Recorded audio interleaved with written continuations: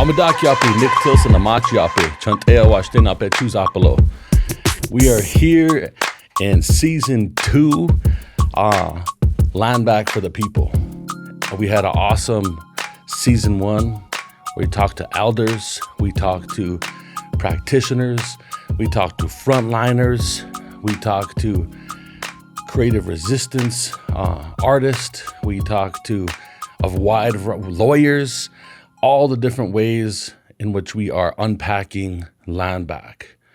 And as you know, this show is coming from the front lines. We're out here in the Chesapa, known as the Black Hills, land of the Osheti Shakomi, and on the north side of Miniluzaha, aka Rapid City, from our homelands, from my homelands and my people. And that is the context in which we share the stories that we talk about here on Landback for the People. We are not journalists covering the movement. We are folks who are in the movement, who are organizing on the front lines, and continue to use this show to unpack a revolutionary movement that is about the liberation of Indigenous people and our lands. And so much about this show, and this season in particular, is about that Landback is not just what is needed for Indigenous liberation, but it is a pathway forward for this country and for this world. And in this episode, we will unpack what that means with an amazing artist. On this show, we're going to be having the artist Macklemore. Macklemore is a 4-time Grammy Award-winning artist. He has built his career off of his music and his platform. He is independent recording artist, meaning that he owns his platforms, he owns his own music, and he built that at a time in the music industry that was imperative. And I really connect with him on that because that was him acting in his self-determination to do that. And so much about the work we do here at Indian Collective and what we talk about on Landback for the People is about self-determination. And it turns out dude's got some pretty good politics. And so I've been building with him, and he has come out here, to the homelands. He has come out here to learn about the Indigenous people's struggle. And it's been an eye-opening experience for him, a learning experience for us. And it's an opportunity to continue to build. And so we're gonna bring Macklemore on the show, and we're going to unpack what it means for white folks to play a very important role in dismantling white supremacy and to advocate and fight for the return of Indigenous lands back into Indigenous hands. And we're going to talk about this political moment that we are in. There is a genocide happening. And the United States is not only complicit with it, they're directly responsible for it. And of all the places to meet a 4-time Grammy Award-winning artist in Macklemore, we met backstage at the call for a ceasefire in November. And to be quite honest, that's when I knew he was legit. I knew not many people at that time were willing to talk about the issue of the genocide in Palestine. They were not willing to talk about Palestinian liberation. But yet we were both backstage there, connected, met, and have been building ever since. And so we're going to get into it. I'm excited about these conversations. This is authentic conversations.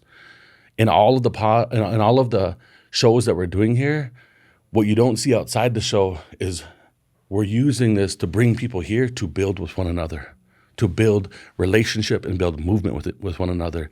And so that's what happens in the days leading up to these shows, as we build with one another. We've done that with him. We've done that with Red Nation, and we're going to continue doing that with our other community partners and movement comrades. So let's get into it. Landback for the People, Season 2.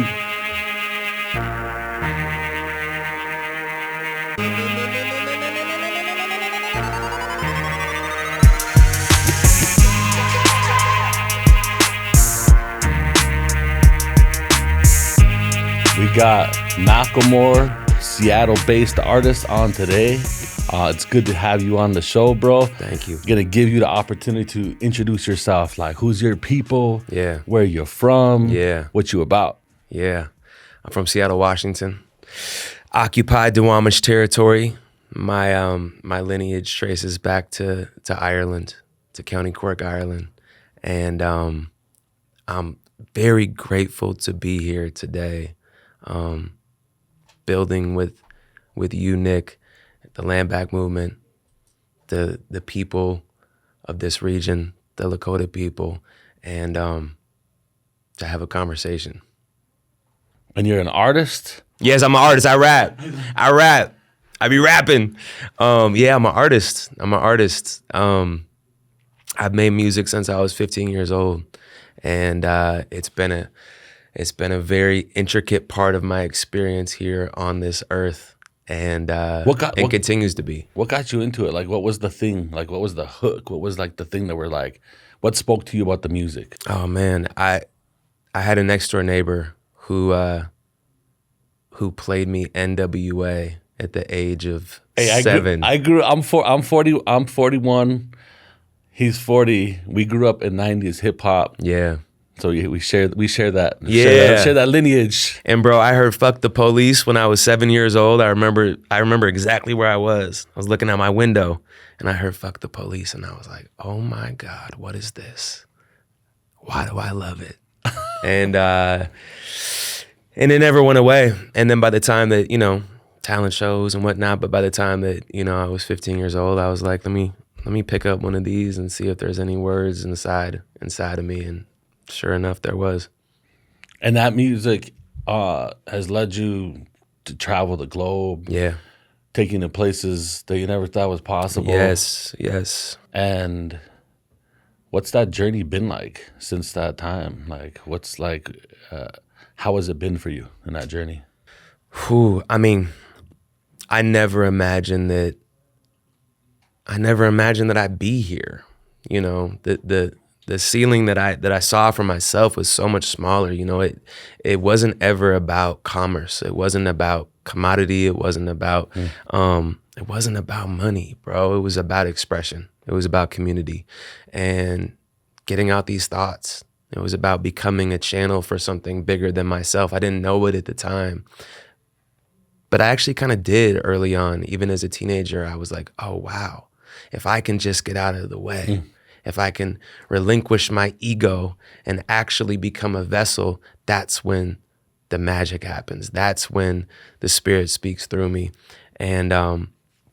And then the rest is history. It slowly builds, right? It's community. And one person hears a song and they pass it on to someone else. And I spent years trying to perfect the craft. There is no perfection, but trying to get better at my craft. Because when I was 15, I was trash. When I was 18, I was trying to figure out my voice, trying to figure out cadence and rhythms. And that's an ongoing discovery, right? Like, that doesn't stop once you hit a certain age or you figure out who you are.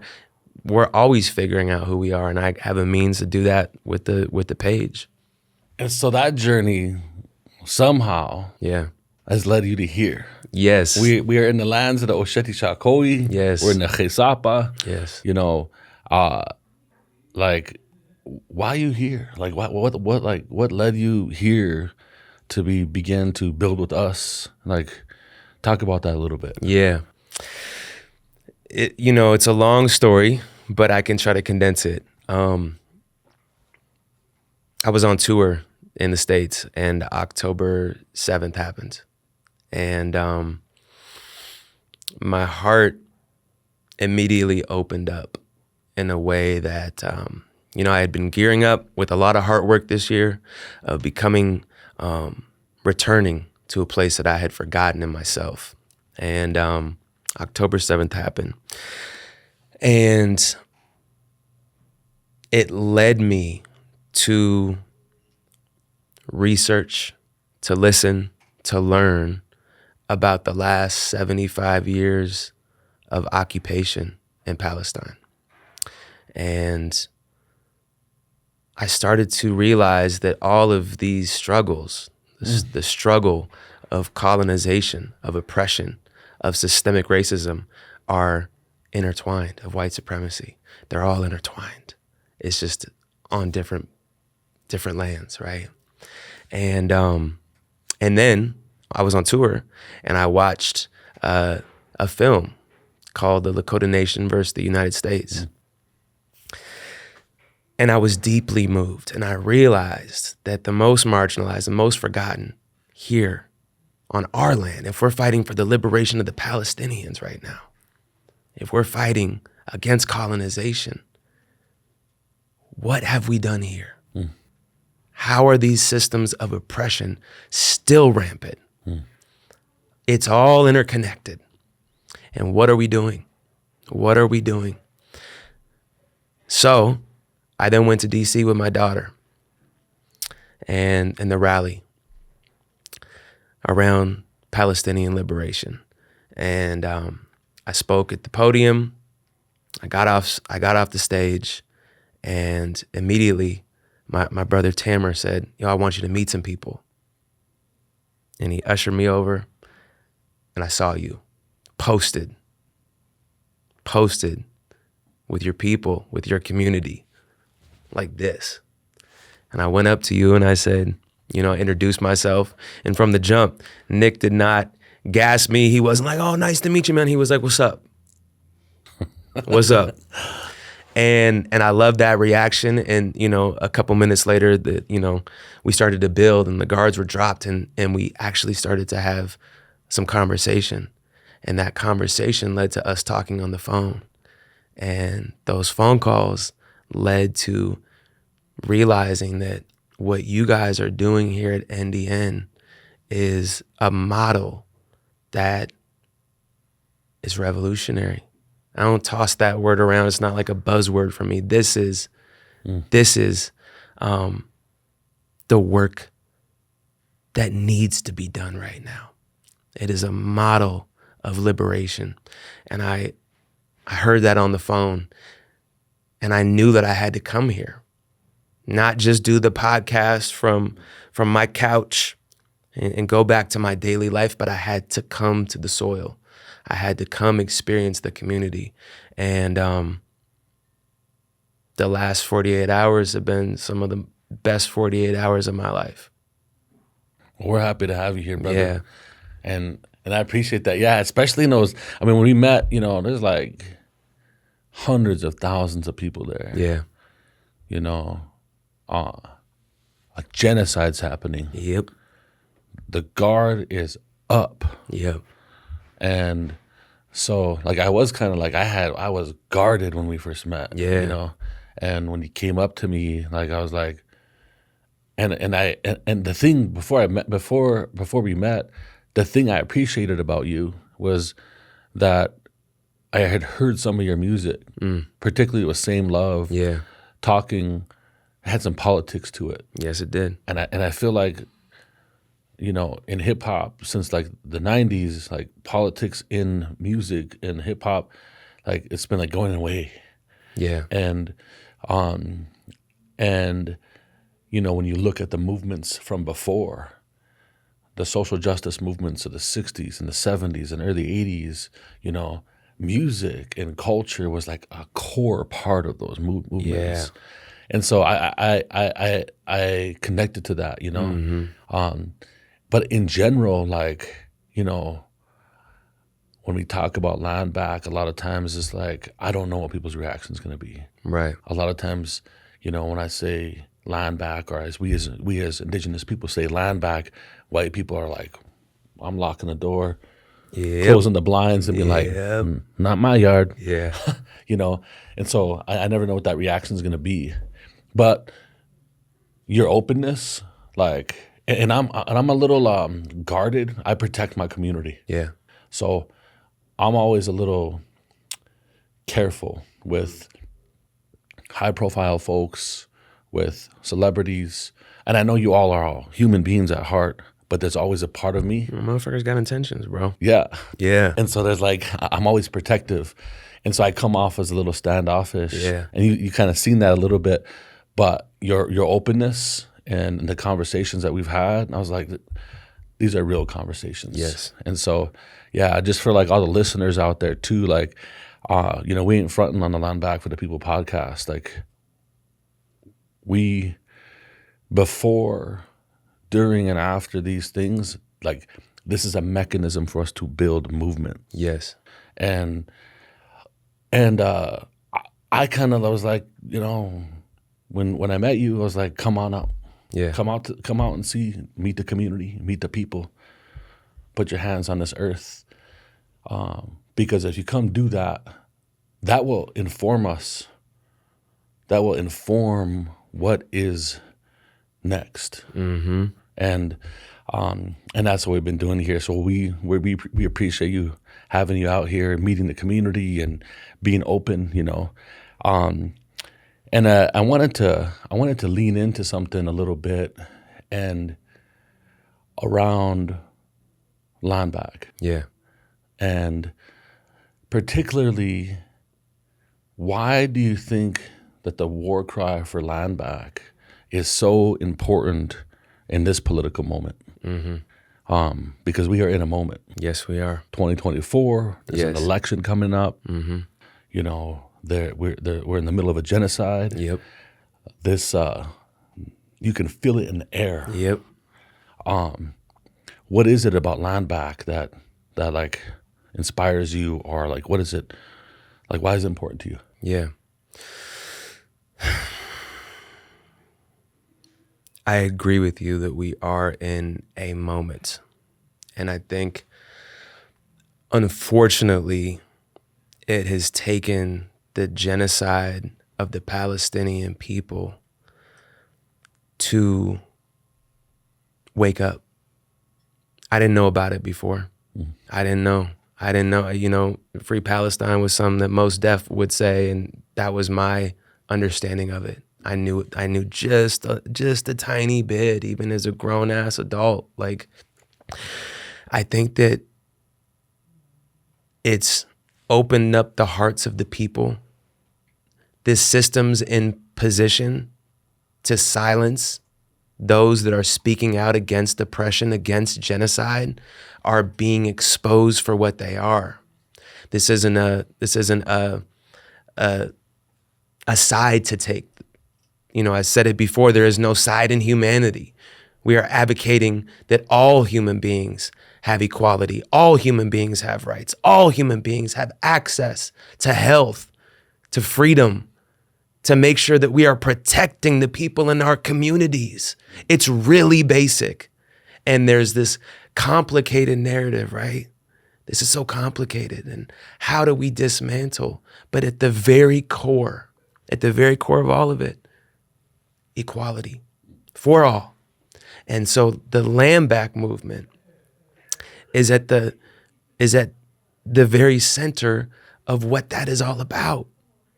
It's about, and I've seen it here in the community, taking care of the most marginalized, the people that are outside right now. How cold is it? It's like a -2 today. -2, and it probably feels like -20 with the wind. And learning about this city last night, and knowing that there's 700 homeless people on the street right now, and that they don't have a place to go, that the city doesn't even want that. It blows my mind. I literally couldn't fathom it. What's the sheriff's office program that they have? Oh, they had the Pennsylvania County State's Attorney's Office, Mm-hmm. and they have something here in Manila, also known as Rapid City, called the Care Campus. Yeah. And particularly one program called the Safe Bed. Yeah, the Safe Bed. Yeah. Yes, which they have 100 beds, right? They have, and they service 40 people, And in order to get one of those beds, you have to be intoxicated. Yep. Your blood alcohol level has to be a certain level to receive one of those beds. It's 2 degrees outside. It's 2 degrees outside. And you have to be drunk, and they only use 40% of their beds. Yeah.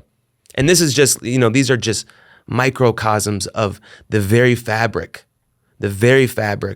of white supremacy, this insidious nature that is at the very core of all of these systems. Yep. And what you're doing here is helping people. It's not about you. It's not about a title. It's not about getting out projection of ego and look at me on some savior shit. No. It is about advocating for the people that need help. We have lost that in our society. Yeah. We think about me and and that's it. Yeah. And I see you showing up. I see what you guys have built. And that's why I'm riding with Landback. This is the motto. This is the movement. Hell yeah. I always say the movement is the people. Yeah. We were talking about this yesterday. The movement is the people. The organizations are the tools.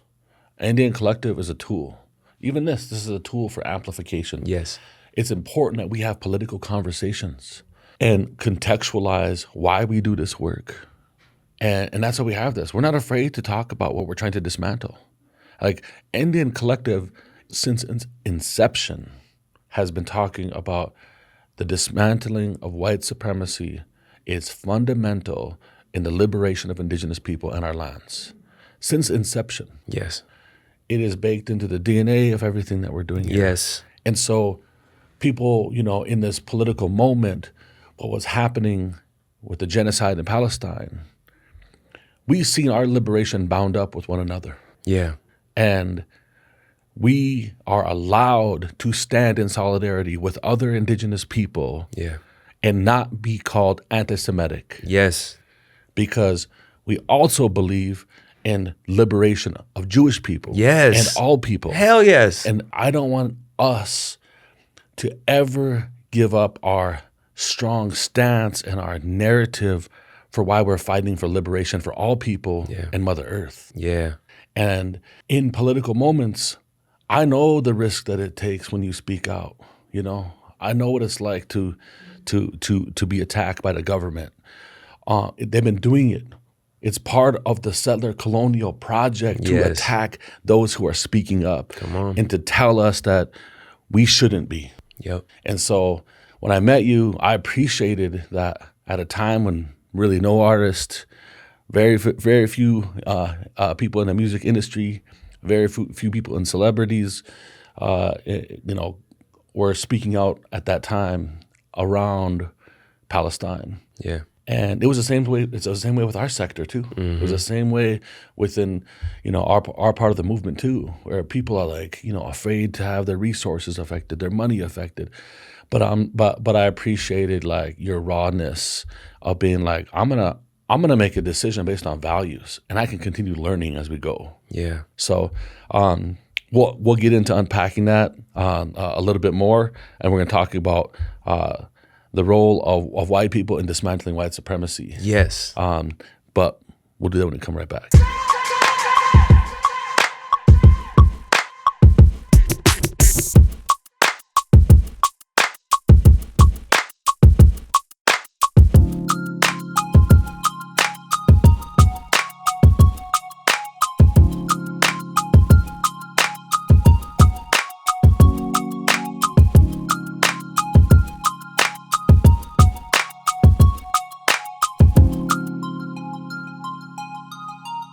So, brother, one of the things that we connect on is that we're both fathers. Yes. You're a father of 3. Mm-hmm. I'm a father of 4. I mean, shit, we got a basketball team plus a bench between the two of us. Yeah. But you mentioned bringing your daughter to the ceasefire and Free Palestine rally. Yeah. And as a father in 2024, this year, in the middle of a genocide, dismantling white supremacy, fighting for land back. As a father, how do you interpret this stuff to your children? And why is it so important that you do? Yeah. I feel the responsibility to teach my kids the truth, to not hold back. And I think that it's different than my parents' generation, right? There was like certain things that we didn't talk about. And no shade to my parents. My parents were amazing. But I'm watching the evolution of conversation. And it's not just me teaching my daughter. My daughter is actually teaching me. She's teaching me about indigenous peoples of our region. Actually, she knows more than I do. She's 8 years old. And so around the conversation of Palestine, from the very beginning, it was a conversation with us. I had her out on the road too with me. I brought her out. When you were on tour at the time. Yeah, we were on tour. And, so I had Sloan out on the road and I was distraught. Pops is like crying on the green room couch, like what's going on? And it was important to have those conversations. It was important to show her the genocide that was unfolding, that has been, and to actually be able to hold space to talk about why, to talk about colonization, to talk about how these are all linked. And youth understand that. This isn't some crazy concept to them. Yeah, they're not. I think like there's this assumption, and I, as a father of 4 that are all teenagers, well, one's 20 now, so technically he's not a teenager, but the other 3 are. Society and sometimes parents make assumptions that we don't understand how resilient these kids are. Yeah. And how brilliant they are, how curious that they are. And all of this shit of like the people trying to burn history books and not tell the right history and all the, critical race theory shit. Like these kids and young people call bullshit when they see it. Oh my God, yes. And they want the truth. And they have the capacity to absorb the truth. Yes. You don't have to protect that generation from knowing the truth. Right. In fact, when you're not authentic with this generation, they're gonna call you on some bullshit. Yeah, they should. As they should. And as a father, you probably experienced it too. As a father, I've been called on bullshit by my kids. But also,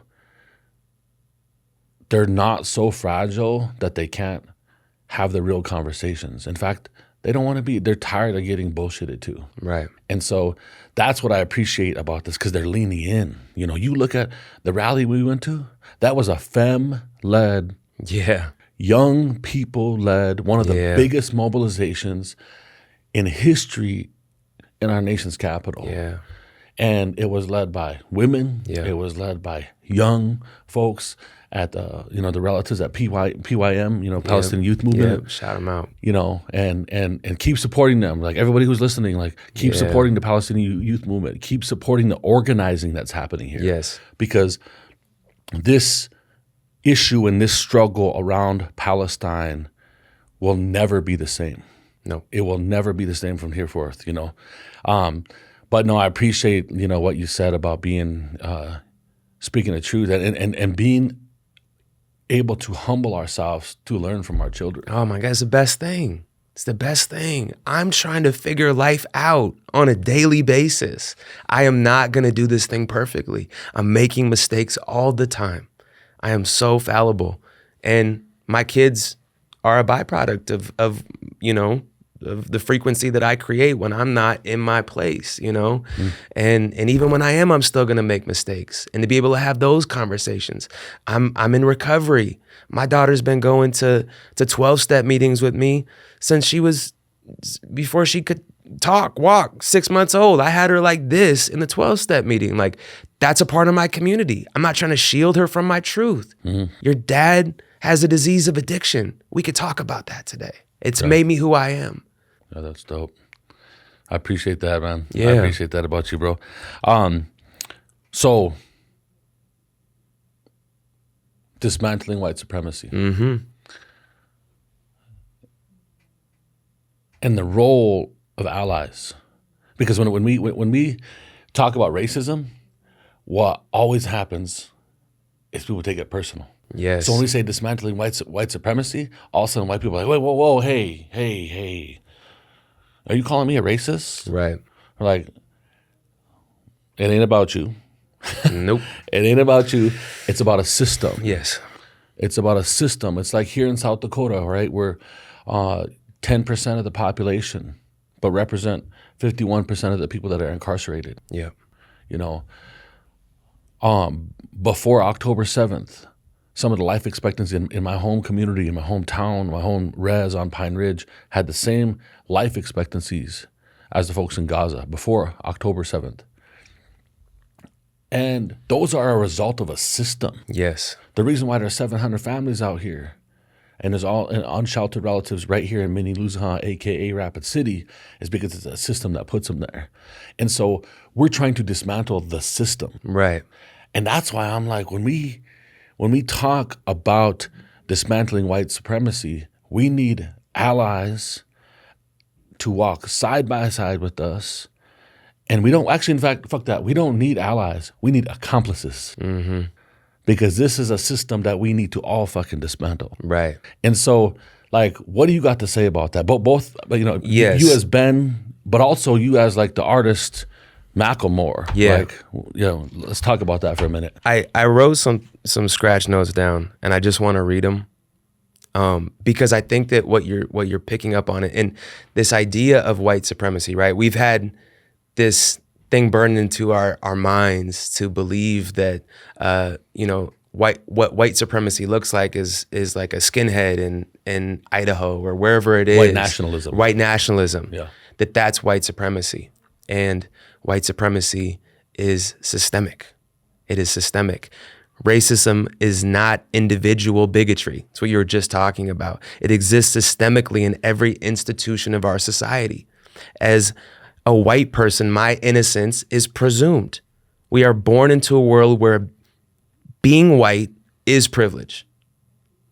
That privilege is upheld, and this is important, that privilege is upheld, reinforced, and protected in every part of our society, every system. Our individual feelings and intentions don't change that fact. White supremacy is the belief in the superiority of white people that every system in our society, education, criminal justice, housing, etc., operates to uphold and reinforce. So it's all of this. And no one is exempt from this system. It's literally been created to uphold whiteness. So it is white people's responsibility to dismantle it. It's the only way it's going to happen. Because we did this. We have the key to undo it, but we have to have an analysis. We have to put in the time and the energy to have conversations, because the insidious nature of white supremacy is insidious. It's supposed to be something that you can't really spot, or that people can be like, no, like we're all equal, It's or too like complicated. It's too complicated, or like white people are poor too, or like whatever the fuck it is. It's like, no, this is the very fabric that created this. And it's our job to do it. And this is a moment to do it, because guess what? Its tentacles have a firm grasp. They are at the helm of the genocide right now of the Palestinian people. They are reached all the way to the Congo, to Sudan, to here in the Black Hills.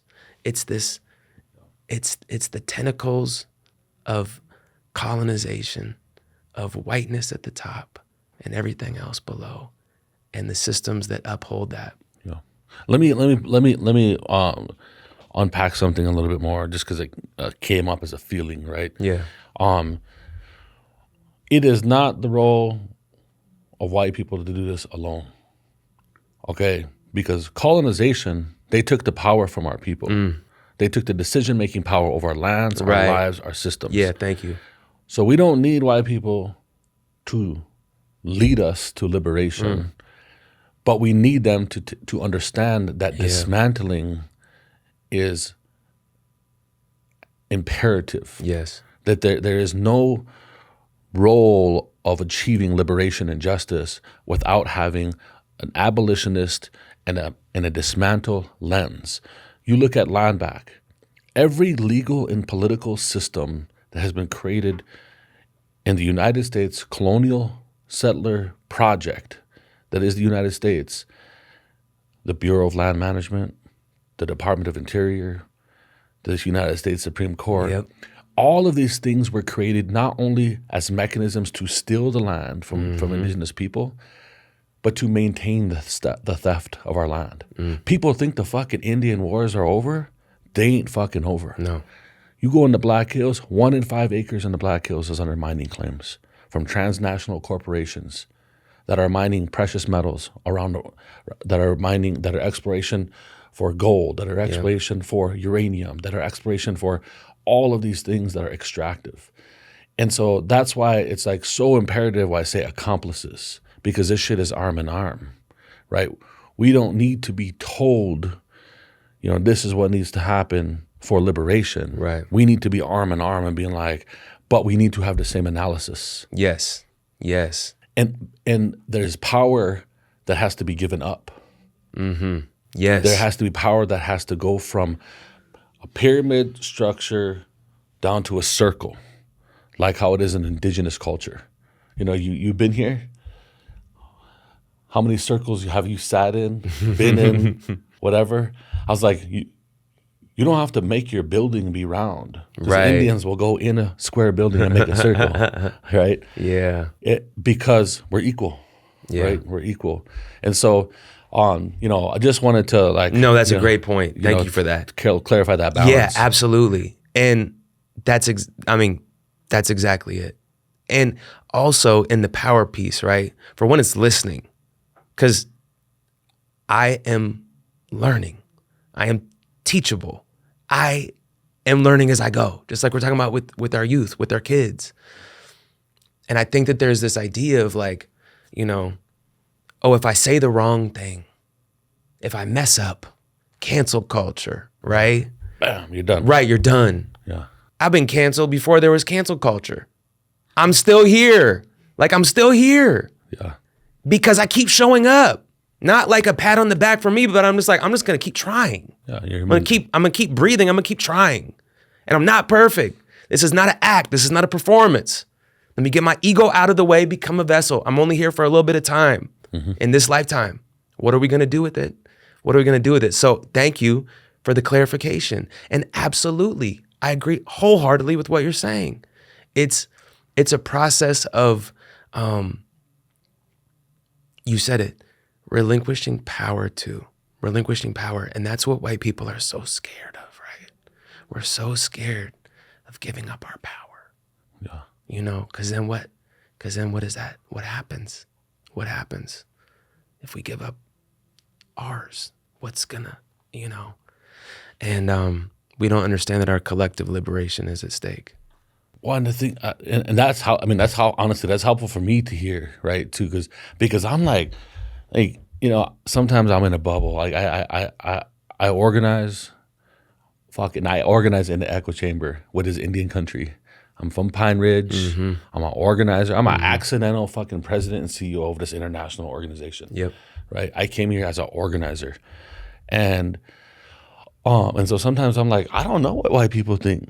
Like, I don't know what they're thinking about, some of the shit half the time. But I know that all of a sudden when we start talking about our liberation, because I was raised in a family where I'm fucking free and I'm liberated. Yeah. And so I go through this world thinking that. Yeah. And my goal is to always create the conditions for people to liberate themselves. I'm not here to save my people. Yes, that part, bro. Our people don't need to be saved. Yes. We have to change the conditions that allow our people to liberate themselves. Yes, that's it. And one part of that is like you really spoke to the fear. And I've been telling people, like, as indigenous people, and in this movement that we call Landback, because of our values that have been intact, that have survived the settler colonial project of the United States, we don't wish to cause the same harm on white people. Of course not. We're not trying to go downtown and pull people out of their homes and displace children. We ain't trying to bomb this city. Yeah. We are not fucking terrorists. Right. The work that we're trying to apply the values of being Lakota, being indigenous, to help be a mechanism for solving the problems in this country and in this world. Come on. And so, like, I appreciate that, because a lot of times I'm like, what the fuck are they so scared of? Yeah.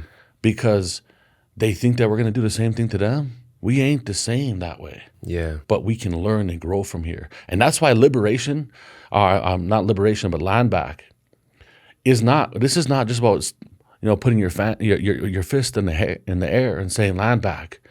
It is about Landback being a mechanism for radical change. Yeah. And to be clear, like, for some of the folks who attacked the Indian Collective for our stances on Landback and other, like, we are about this shit because our survival as a people fucking requires us to be about it. Come on. And so, at the end of the day, that's why we share Landback as a collective framework for the liberation of the Palestinian people. The Landback movement is not being co-opted by the Palestinian movement. We are sharing our shared narratives for collective liberation because we understand what it means to live like in settler colonial state. Yep. And so dealing with that fear is so important. So I appreciate this whole conversation around the fear part of it, because it helps unpack it for folks. Yeah. Because white folks can be about some Landback. The white folks can stand with us. In fact, we need them to achieve that, and you being, throwing down with us and being one of the messengers of our movement in that way, I think is important. Yeah. A couple more quick things, real quick, is a question I never asked you since we met. Quite frankly, I don't know if I'm embarrassed or not, but what does Macklemore mean? Oh man! Like I was like, what? Yo. I never got to ask the question. I was like, I just made it up, man. I just made it. I was 17 years old. I was out in Brooklyn in an art program, and I was going to a bunch. This is a horrible story. It feels like I'm embarrassed to tell it, but I was going to thrift shops at the time, and I would put on crazy outfits, and I call myself Professor Macklemore in these fits that I would put together. And I eventually dropped the Professor. Macklemore stuck. It's got way too many syllables. I've wanted to change it forever, but it is what it is. That's helpful. I was like, because people are asking me, and I was like, fuck, I don't know. Yeah. I didn't know the history behind that. One more thing. We talked about this last night. Yeah. An important part of healing, an important part of getting to the place of being an accomplice, is taking responsibility for some shit that you did in the past. Right. Taking some responsibility for cultural appropriation. Right. Taking some responsibility, but also us being able to say, hell yeah. Let's create the space for that. Yeah. And so and a lot of times people are like, wow, I'm not gonna take responsibility for my actions. I'm not gonna take responsibility for shit I've done before. Yeah. That's created harm. Yet, when you look at the word reparations, the core word is repair. Yes. Right? Yes. And that's the thing I appreciated about you. And you see it show up through your music and your evolution too. Mm-hmm. And you were talking about some shit last night. Yeah. Where you're like, you want to share a little bit about that? Absolutely. Yeah. What's the space called that we were in last night? Oh, Wambliska. Yeah. Wambliska Akolikiche. Yeah. Which is a Wambliska Society. Yes. Local community partner to Indian Collective. Right. I was getting a tour and got down to the basement. We went in the room where there was pictures of the Sundances, and and beautiful pictures of these ceremonies. And I had this thought, and I've thought it before. My wife and I were actually having a conversation like a couple days ago about it. But it hit me in a different way being there. And I was looking at these pictures and I'm like, bro, the Can't Hold Us music video in every shape and form is textbook cultural appropriation. Textbook. From the wolf that I'm wearing to the ship that I'm on. It looks like it's like this colonial cultural appropriation like mess that as like a piece of art at the time, I really loved that music video. And looking back on it now, I'm like, this is crazy. Like, it is insane. And I also knew better, bro. I hope Nick and them don't see that video. Yeah, no, it was because the youth were showing me Thrift Shop. That was the other piece. You know, and I haven't seen that video. I don't watch my music videos after I make them, really. Like, I watch them every 5-6 years, like when someone puts it on. And I was like, oh, Can't Hold Us. You know, and this is a record that, you know, that thing has like, I don't know, over 1 billion plays, 2 billion, I don't know. But how did we miss that? How did I miss that? And I just did. I was on drugs and fucking had a bunch of money at the time. I was like, let's just go all over the world. And, you know, I always loved furs and let me put on. No, bro. No. And I was thinking about it last night. And we talked about it. I'm like, I have a history of public apologies, right? And I'm like, but it's not even about saying sorry. It's about acknowledging.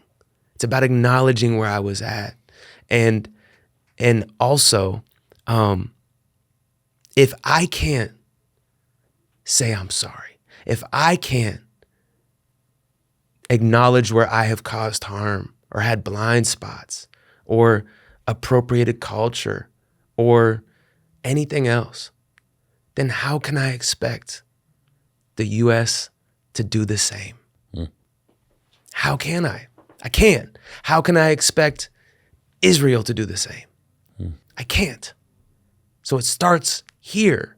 And again, it's like, there's like the little voice of like, don't bring it up, bro. Just keep it pushing. No one's saying anything. No, it's not about like getting pushed into a corner and being like, oh, now I have to apologize. And then, no, it's like this video was made 11, 12 years ago. It's really messed up, actually. It's really messed up. And it's not who I am today. So let's be able to talk about it. Yeah. Not hide from the truth. Not expect other people to be accountable, but to be accountable ourselves. Knowing that we're all a work in progress. And I think that, I'll close out with this. The last thing is that like I think as a culture, we're like cancel culture has this thing of like, got him, he messed up, he's done. Like they messed up, they're done. When in actuality, this is just an ongoing experiment. That's what it is. And you said it yesterday, and I say it myself. It's like we're not human beings having a spiritual experience. We're spiritual beings having a human experience. This is just an experiment. And are we open? Are we open to the channels? Not the idea of me, my projection, ego, all that. Strip it away. Strip it away and get to the truth. It's not about us. It's not about me. It's not about you. It's about the people. Yeah, and I think that when you see like racism like play out, like you probably weren't taught about Indians till you went to college, probably besides like their version of Thanksgiving, right, or whatever for the 1 or 2 days that was in the month of November, right, and in our work here and in our movement, like I always talk about like constantly admitting what we don't know. Mm-hmm. It's okay to constantly admit what we don't know, oh, yes, because it puts us in a place of learning. and growing and refining and healing. And I'm a big, believer in that. Some people have to do that shit on their own. Some people do it when they're held accountable. There's many different pathways to get there. Yeah. But I appreciate your realness around that too. And it's been fucking dope, man. Like connecting with you and unpacking the shit in a real way. And so, I wanted you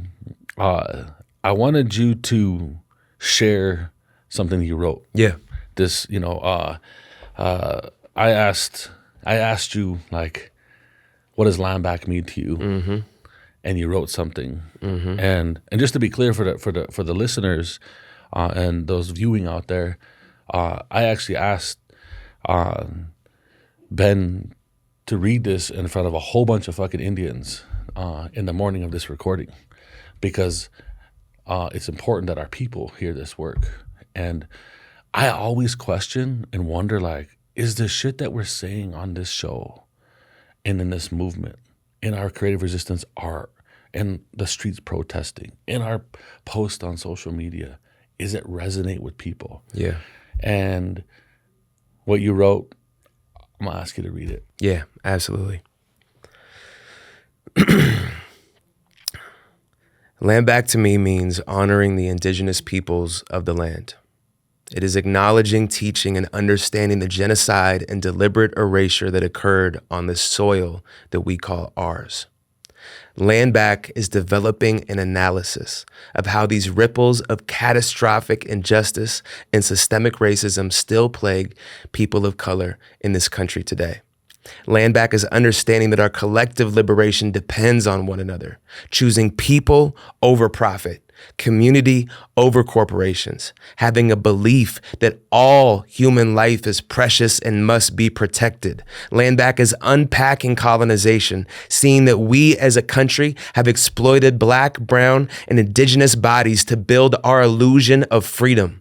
The insidious nature of white supremacy is the decrepit glue that has held systemic oppression together. Landback is acknowledging our wrongs of the past are the reality of the most marginalized today. Landback is letting go of our fear, our self-centered scarcity, letting go of the insane notion that this earth is ours to own in the first place. Landback is returning the public land in the Black Hills of South Dakota to the Lakota. Not only because it's the right and just thing to do, but because they are the best stewards of the soil. Landback is divorcing ourselves from the idea of I and mine and returning to we and us. Landback is a return to connection, a return to community care.